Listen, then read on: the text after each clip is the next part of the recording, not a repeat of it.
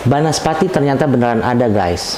Nah, buat kalian yang nggak percaya dengan keberadaan Banaspati, ataupun kalian yang percaya dengan keberadaan Banaspati, kalian wajib nonton video ini. Fenomena Banaspati ternyata tidak hanya muncul di Indonesia, tetapi muncul juga di beberapa negara di luar Indonesia. Bahkan dicatat dalam dokumen-dokumen sejarah serta dokumen-dokumen ilmiah. Sebelum kita bahas dokumen-dokumennya, kita bahas dulu mengenai Banaspati. Banaspati itu dipercaya merupakan makhluk supranatural yang dia itu memiliki kekuatan yang merusak. Nah, Banaspati dibagi menjadi 3 kelompok. Ada Banaspati geni atau Banaspati api, Banaspati bumi atau Banaspati tanah liat, Banaspati banyu atau Banaspati air. Banaspati geni merupakan Banaspati yang mendapatkan kekuatan dari udara sekitar, dan ia bisa menambah kekuatannya dengan menyerap rasa takut dari orang-orang sekitar. Banaspati ini sering muncul dalam bentuk bola api yang melayang di udara. Yang kedua adalah Banaspati bumi atau Banaspati tanah liat. Dipercaya Banaspati bumi ini memangsa manusia yang tidak melakukan kontak langsung dengan bumi. Dipercaya juga jika seseorang ingin selamat dari Banaspati tanah liat, ia harus melakukan kontak langsung dengan bumi. Caranya adalah dengan berjalan tanpa menggunakan alas kaki. Yang ketiga adalah Banaspati banyu yang dipercaya tinggal di perairan atau Banaspati air ya. Nah, dipercaya juga ia memangsa mangsanya dengan menghisap darah mangsanya hingga habis. Sekarang kita akan membahas mengenai dokumen-dokumen sejarah di mana muncul fenomena-fenomena di luar Indonesia, di mana fenomenanya itu menyerupai Banaspati. Salah satu fenomena yang tercatat itu pernah terjadi pada tanggal 7 Juni 1195, di mana dicatat dalam sebuah buku yang berjudul Chronicle of Gervas of Canterbury. Sebuah buku yang menceritakan di mana seorang pendeta yang bernama Gervas melihat fenomena tersebut. Diceritakan bahwasanya ia melihat awan tebal di langit yang mengeluarkan bola api disertai dengan kilatan-kilatan cahaya. Bola api itu kemudian bergerak horizontal di langit dan tak lama kemudian secara vertikal bola itu turun masuk ke dalam sungai. Fenomena ini dikomentari oleh seorang ilmuwan fisika yang bernama Brian Tanner dan juga dikomentari oleh seorang ilmuwan sejarah yang bernama Giles Casper dari Durham. Nah, mereka menyatakan apa yang mereka temukan dalam catatan Chronicle of Gervas of Canterbury itu cukup menarik ya, karena mirip dengan beberapa klaim-klaim yang sempat dianggap sebagai mitos atau sebagai urban legend, di mana ada orang-orang yang mengatakan melihat fenomena yang sama. Dan penggambaran di dalam buku tersebut sama persis dengan catatan klaim orang-orang yang melihat fenomena yang sama. Fenomenanya itu sama persis, tidak ada bedanya secara detail ya, dan ini yang membuat ilmuwan tertarik untuk menelitinya. Kejadian lainnya itu juga pernah terjadi pada tanggal 21 Oktober 1638. Ini terjadi di sebuah gereja, tepatnya itu di gereja Whitcomb in the Moor, Devon, Inggris. Di mana ada 2 bola api yang masuk ke dalam gereja dengan ukuran bola api yang cukup besar. Bahkan salah satu bola apinya itu memiliki diameter kurang lebih 2,4 meter. Dan kejadian ini menimbulkan kerusakan yang cukup parah. 4 orang meninggal dunia dan 60 orang luka-luka. Di kemudian hari, ada jemaat yang mengatakan bahwasanya fenomena bola api ini merupakan kutukan atau azab dari Tuhan. Karena kebetulan sebelum terjadi kejadian tersebut, ada 2 jemaat yang sedang bermain kartu di dalam gereja pada saat khutbah sedang berlangsung. Dan mereka juga meyakini bola api ini berasal dari lembah neraka, dan yang membuat mereka bertambah yakin, pada saat kejadian tersebut tercium bau telur busuk yang sangat menyengat. Kejadian lainnya adalah kejadian yang terjadi pada tahun 1809, di mana ada 2 bola api yang menyerang kapal dari Inggris yang bernama kapal HMS Warren Hastings, dan ini menimbulkan kerusakan yang parah juga ya. Tiang kapal hancur lebur, 1 orang meninggal dunia dan 1 orang mengalami luka bakar yang cukup parah. Saya minum dulu sebentar.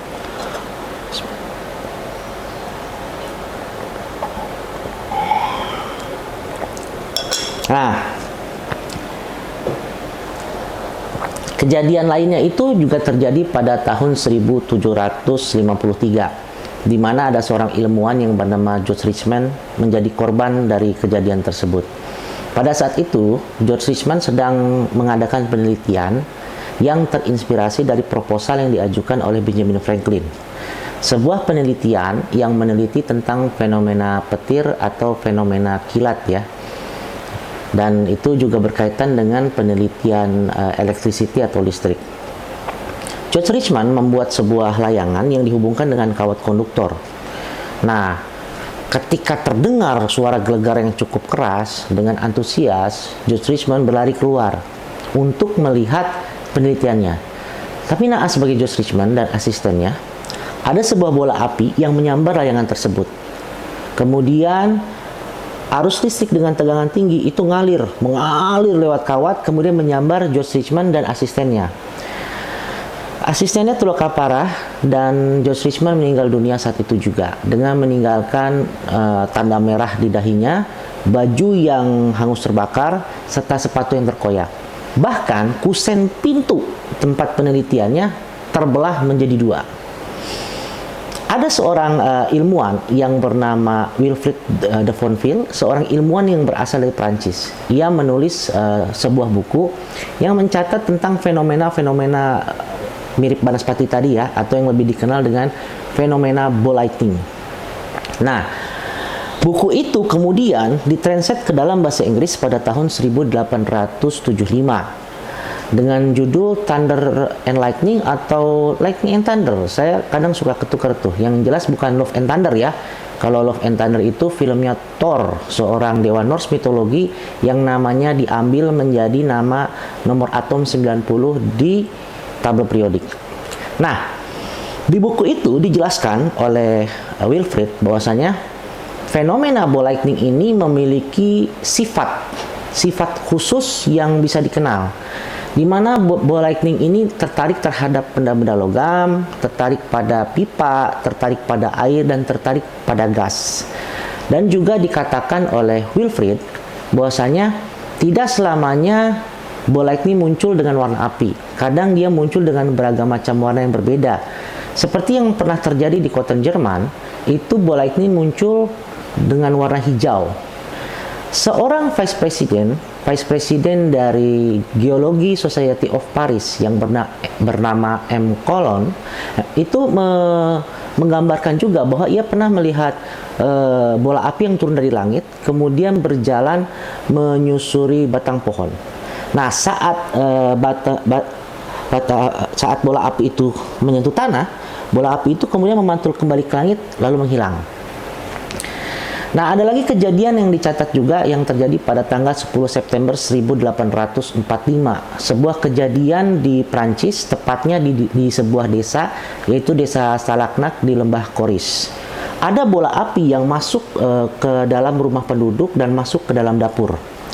Kebetulan di dapur tersebut ada 2 orang perempuan dan 1 anak laki-laki, dan beruntung mereka tidak terluka. Tapi bola api tersebut terus melayang sampai ke kandang ternak. Dan pada saat sampai di kandang ternak, ada seekor ibab yang berlari menghampiri bola api tersebut karena penasaran, lalu mengendusnya. Dan bola api itu pun meledak. Akhirnya ibab itu meninggoy seketika. Nah, dari pembahasan tadi nih, ada sedikit yang ingin saya tekankan kepada teman-teman ya. Terlepas teman-teman percaya dengan banaspati ataupun tidak percaya dengan banaspati, jikalau sebentar saya minum dulu karena mulai kering.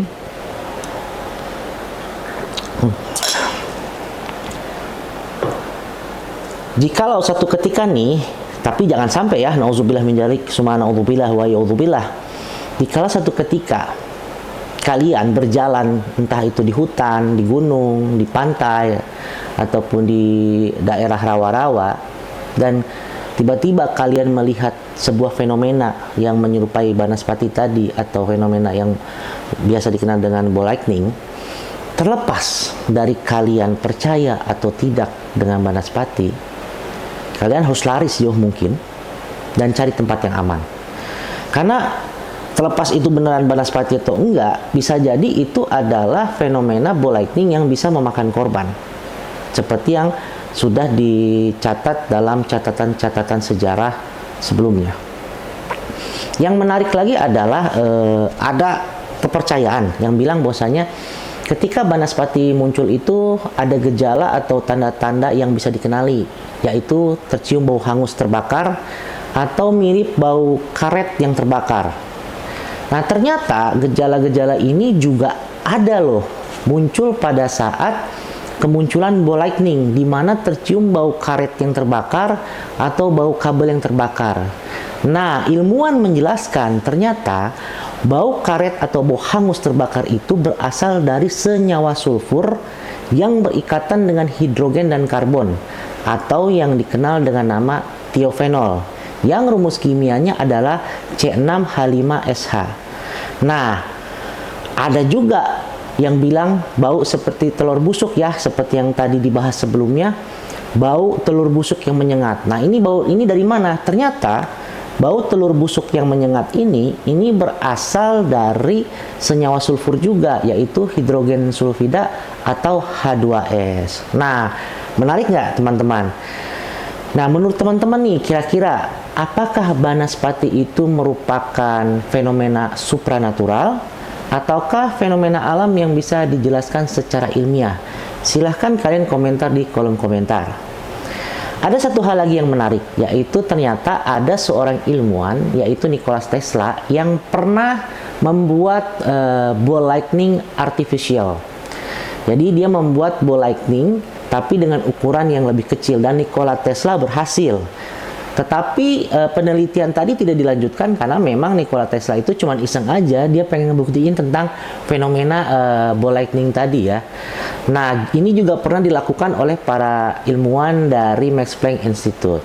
Nah, kira-kira teman-teman, kalau satu ketika saya dan tim saya bikin konten, bikin ball lightning artifisial atau Banaspati artifisial, kira-kira kalian setuju atau enggak? Buat yang setuju dan tidak setuju, silahkan kalian komen alasannya di kolom komentar. Oke, buat teman-teman semua, tetap semangat, tambah wawasan, tetap semangat belajar. Salam bakat super, be smart, be strong, and be super.